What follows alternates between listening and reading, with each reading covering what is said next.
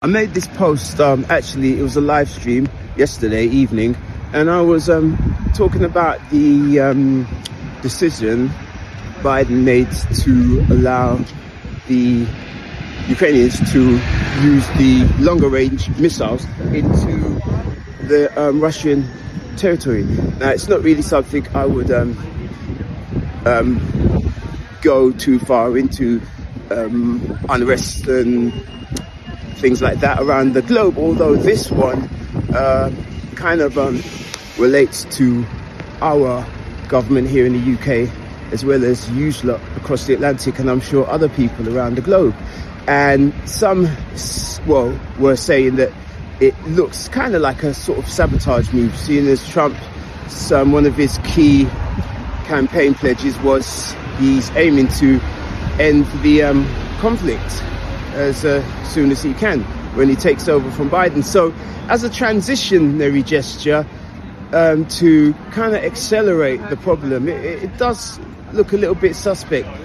Anyhows, since yesterday, I rose to find out when I was looking in my feed today and taking in some daily news that we've had quite a few bomb alerts and scares over here in London and some other parts of the UK.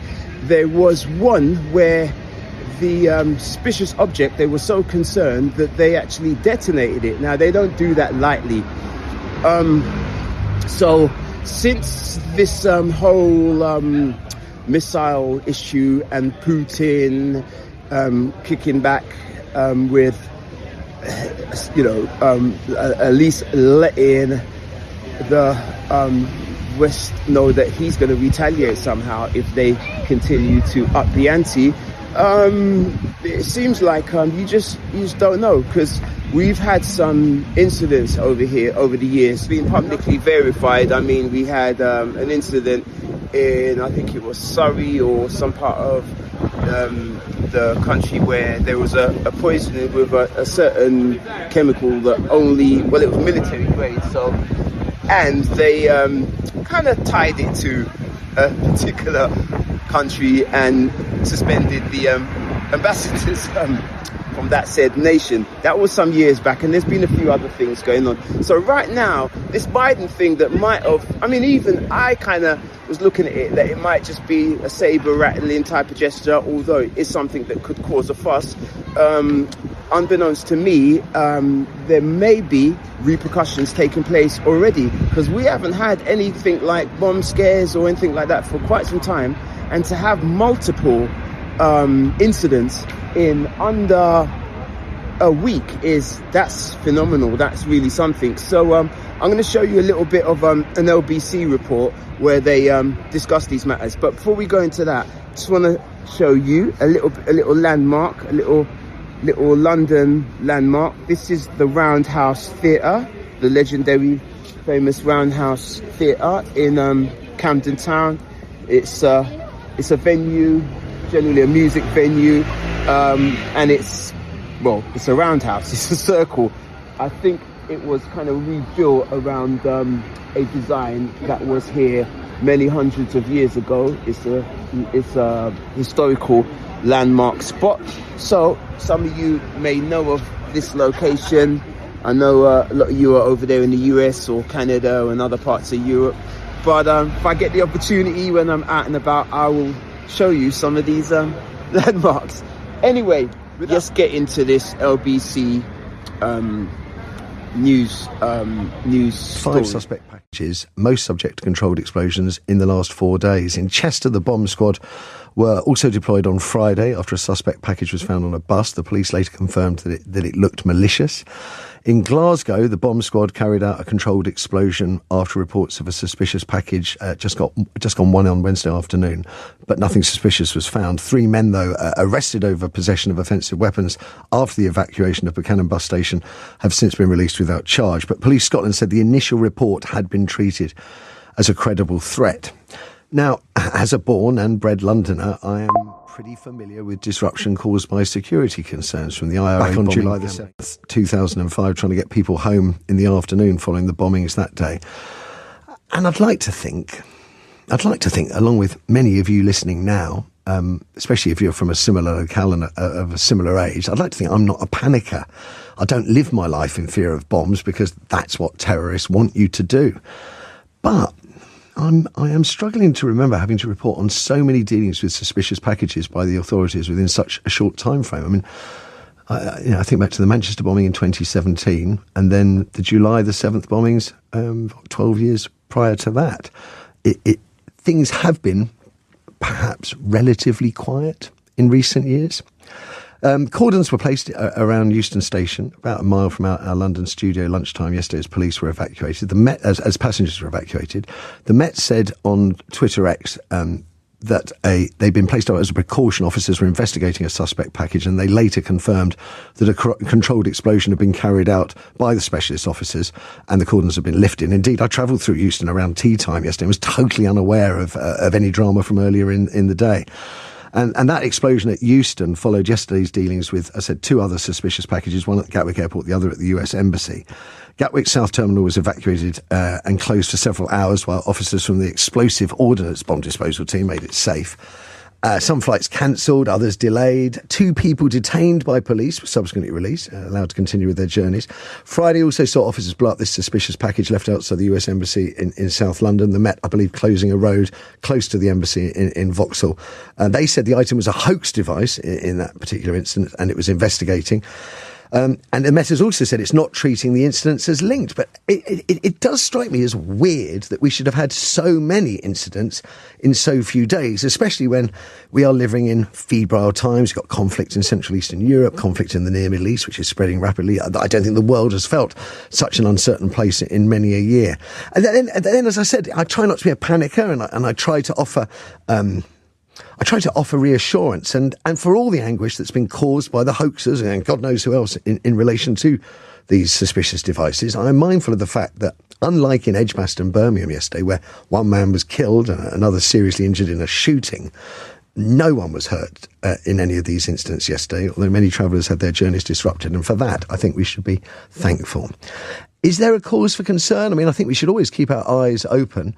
Whether or not we have to open them particularly wider at the moment in the run-up to Christmas, well, I'm indebted to my 2 guests. First, I'm going to Chris Phillips, former head of the National Counter-Terrorism Security Office and a former DCI at the Met. I'll be talking to Christopher Steele, former Secret Intelligence Service, in just a moment. Morning to you, Chris.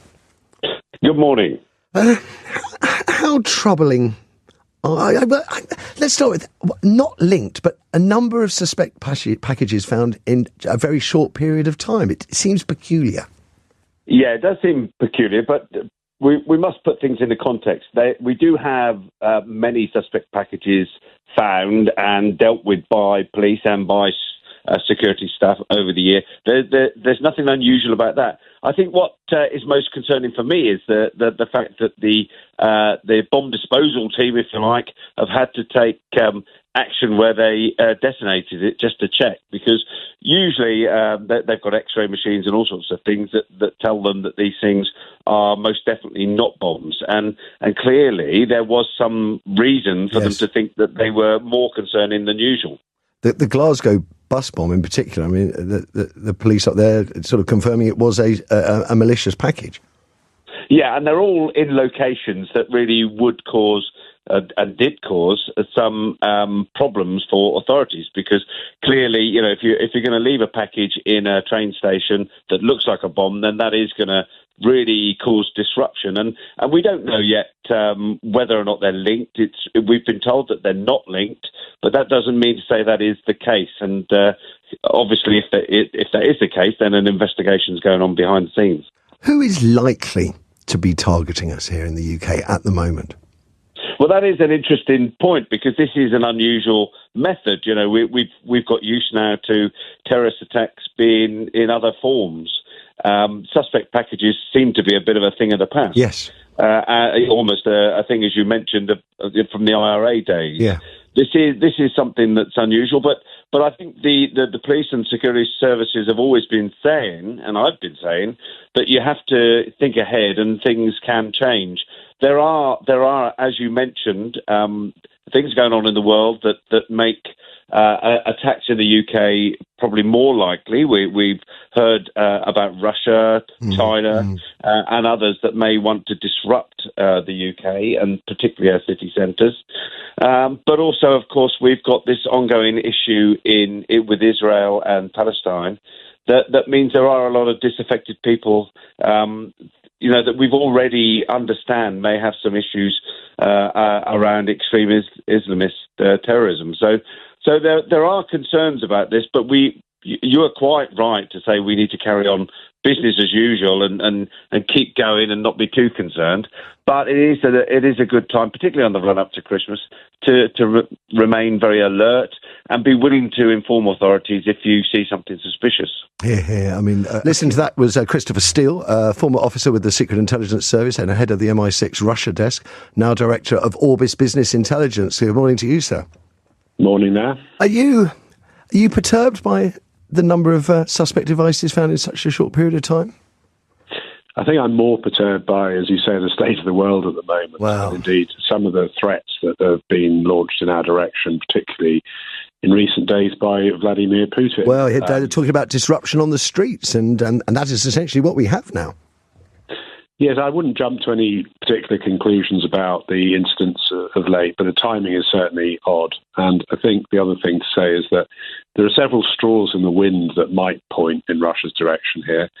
One is that you may be aware that an incendiary device was discovered in a warehouse that had been flown into Britain on a cargo plane back in July, which seems to be almost certainly directed back to Russian intelligence.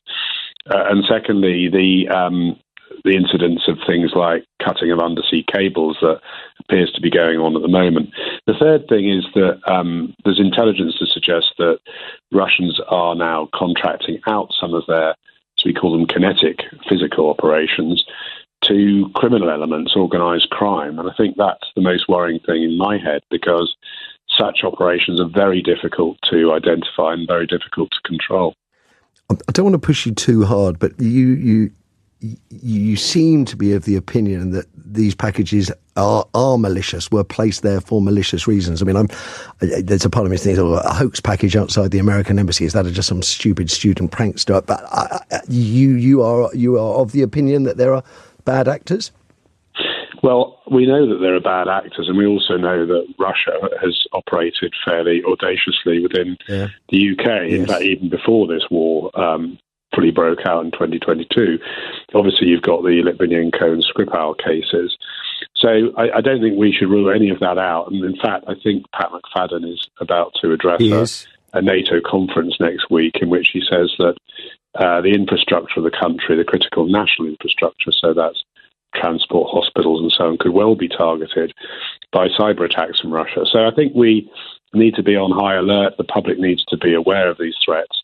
But we need to take them in our stride, really. I think that, Putin blows a lot of hot air out and actually rarely follows up. I'm not saying we should be complacent about it, but we shouldn't be scared about it.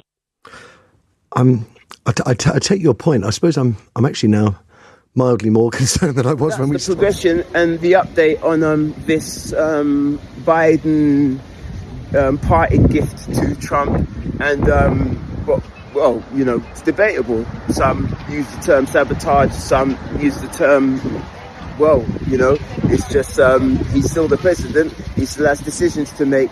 And again, it's US politics, though it touches on all of us. And the fact that the UK are participating in this, we're part of NATO and supporting